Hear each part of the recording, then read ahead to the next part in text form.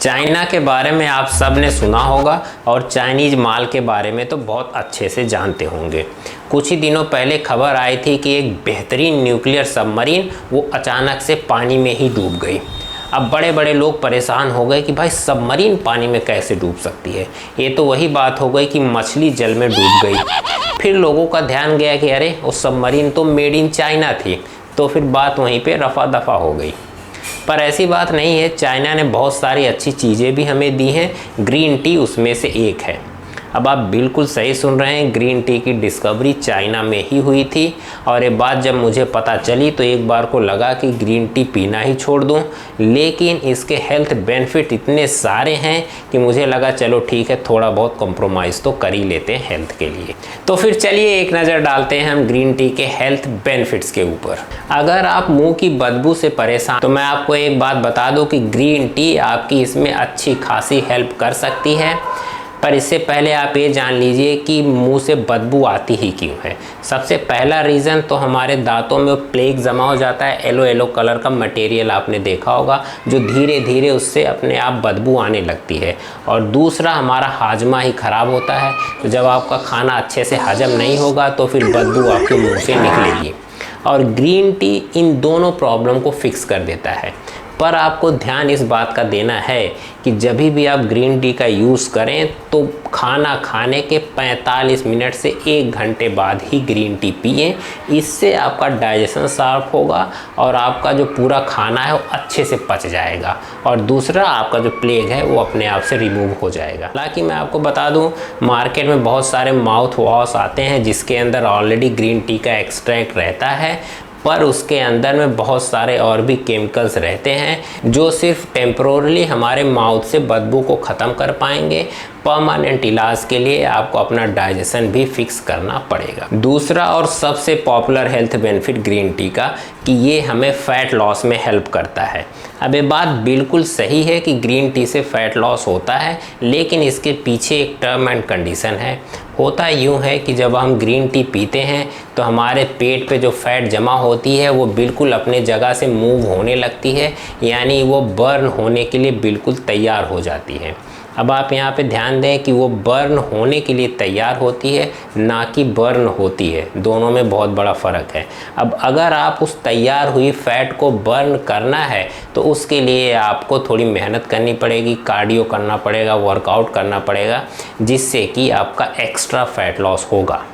तो अगर आप ग्रीन टी या कैफ़ीन लेके वर्कआउट करते हैं तो डेफिनेटली है कि आपको एक एज ज़रूर मिलता है कंपैरेटिवली अगर आप ऐसे सिंपल वर्कआउट करते हैं। पर आप ऐसा बिल्कुल ना करें कि आप चेयर पे बैठे हैं और बस ग्रीन टी पीते जा रहे हैं इस उम्मीद में कि आपकी कुछ फैट बर्न होगी। तो कुछ फैट बर्न नहीं होगा, सिर्फ आपका पेशेंस ही बर्न होगा। चलिए अब बात करते हैं सबसे मेजर हेल्थ बेनिफिट की, जो ग्रीन टी को ग्रीन टी बनाता है, वो है पॉलीफेनिल एंटीऑक्सीडेंट्स।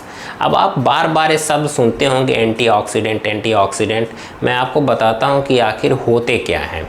तो सबसे पहले तो ऑक्सीडेंट हमारे डाइजेस्टिव सिस्टम के एक बाई प्रोडक्ट होते हैं।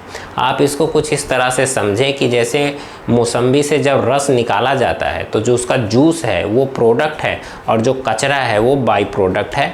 अब हम उसको बोलेंगे ऑक्सीडेंट। सेम हिसाब किताब हमारे पेट में भी होता है। हालांकि हमारे शरीर के अंदर वेस्टेज को बाहर निकालने के बहुत सारे मैकेनिज़्म हैं, लेकिन फिर भी कुछ ऑक्सीडेंट हमारे शरीर में रह जाते हैं, जैसे कि अमोनिया, मर्क्यूरी, लेड, और ये हमारे बॉडी में धीरे धीरे इकट्ठा होने लगते हैं और आगे चल के ये अलग अलग तरह की डिजीज़ को जन्म देते हैं। पर एंटीऑक्सीडेंट अगर आपके डाइट में है तो वो इन्हीं ऑक्सीडेंट को बिल्कुल मार देता है, जिससे कि आप डिजीज़ फ्री जीवन जीते हैं लंबी उम्र तक। और अगर बात करें पॉलीफेनिल एंटीऑक्सीडेंट की, तो ये उन खास किस्म के एंटीऑक्सीडेंट है जो कैंसर वाले ऑक्सीडेंट को मार देते हैं।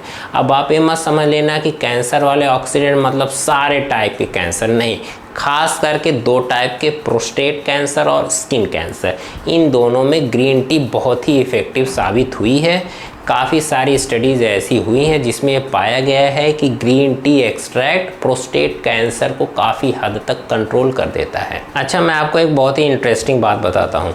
अगर आपको प्रोस्टेट की शिकायत है, आपका प्रोस्टेट बड़ा हो गया है, तो जिसकी वजह से आपको बार बार यूरिन जाना पड़ता है, तो उस केस में ग्रीन टी आपके लिए बहुत हेल्पफुल साबित हो सकती है। लेकिन अगर आप वहाँ पे कॉफ़ी पिएंगे तो ये आपको उल्टा असर करेगी, आपका प्रोस्टेट और बड़ा होगा और हो सकता है कि आपको कैंसर की शिकायत भी हो जाए। मैं इसलिए बता रहा हूँ कि आम तौर पे लोग ग्रीन टी और कॉफ़ी को एक ही कैटेगरी में रखते हैं, लेकिन इन दोनों में बहुत बड़ा फ़र्क है। ग्रीन टी के अंदर एल-थियामिन नाम का जो कंपाउंड पाया जाता है वो कैफ़ीन के इफ़ेक्ट को कम करता है, लेकिन कॉफ़ी के अंदर ऐसा कोई कंपाउंड नहीं पाया जाता है, इसीलिए कैफ़ीन ज़्यादा हार्ड और स्ट्रॉन्ग होती है। ग्रीन टी पीने के बाद आप एक बार को रिलैक्स और काम फील करेंगे, लेकिन कॉफ़ी पीने के बाद आप बिल्कुल एनर्जेटिक और एक्साइटेड फील करते हैं। तो ये दोनों बिल्कुल अलग हैं। इन सब के अलावा मैं एक बहुत ही आपको इंटरेस्टिंग बात बताता हूँ। ग्रीन टी के अंदर एक ख़ास किस्म का एंटीऑक्सीडेंट पाया जाता है, EGCG, और यही एंटीऑक्सीडेंट यूज़ किया जाता है बेहतरीन टाइप की सनस्क्रीन में, जिसको आप लगा के स्किन पे बिंदास धूप में निकल जाते हैं। अब हालांकि मैं ये नहीं कह रहा हूँ कि आप सनस्क्रीन का यूज़ ना करें, उसकी जगह पे आप ग्रीन टी पी लें और बाहर 50 डिग्री तापमान में निकल जाएं, पर मेरे कहने का ये मतलब है कि ग्रीन टी आपकी स्किन हेल्थ के लिए बहुत ही बेनिफिशियल है। इसको आप अपने डाइट में ज़रूर ऐड करें। ये हमारे डार्क सर्कल को भी ख़त्म करता है और साथ में ही ये एंटी एजिंग है, यानी कि अगर आपको जवान दिखते रहना है तो आपको ग्रीन टी पीते रहना पड़ेगा। हालांकि मैं भी ग्रीन टी डेली पीता हूँ। कुछ बातें हमारे जिम भाइयों के लिए, आप ग्रीन टी का use as a pre workout कर सकते हैं और एक बेहतरीन रिप्लेसमेंट होगा कॉफ़ी का। अगर आपको कॉफ़ी की लत लग गई है या फिर अब आपको एसिडिटी होने लगी है तो ग्रीन टी बेस्ट अल्टरनेटिव रहेगा। और एक बात का और ध्यान दें, अगर आपके स्टमक में इन्फेक्शन हो गया है, किसी भी तरह का इन्फेक्शन हो गया है, तो उस केस में आपको कॉफ़ी बिल्कुल नहीं पीना है, लेकिन आप ग्रीन टी का यूज़ कर सकते हैं। तो ये एडवांटेज है। बेहतर यही रहेगा कि आप कॉफ़ी कम पिए, उसकी जगह पे आप ग्रीन टी को यूज़ करें as a pre workout drink या फिर प्री वर्कआउट सप्लीमेंट, जो भी है। और दूसरा, ग्रीन टी की खासियत क्या है, जैसा भी हमने बताया कि इसके अंदर बहुत सारे एंटीऑक्सीडेंट पाए जाते हैं। अब ये क्या काम करते हैं, हमारे शरीर के अंदर धीरे धीरे जो स्ट्रेस डेवलप होने लगता है, क्योंकि जब आप वर्कआउट करते हैं तो ऑब्वियस सी बात है आपके शरीर पे, आपके जॉइंट्स पे स्ट्रेस पड़ता है, जिसकी वजह से शरीर में ऑक्सीडेंट बढ़ते रहते हैं। तो ये ग्रीन टी उन ऑक्सीडेंट को फिर से बैलेंस करता है और आपको लंबे समय तक हेल्दी रखता है। कहने का मतलब है इनडायरेक्टली ये आपके बोन हेल्थ को हेल्दी रखता है, आपकी जॉइंट्स अच्छी रहती हैं। तो मेरे ख्याल से ग्रीन टी तो आपके रूटीन में, आपके डाइट में होना ही चाहिए।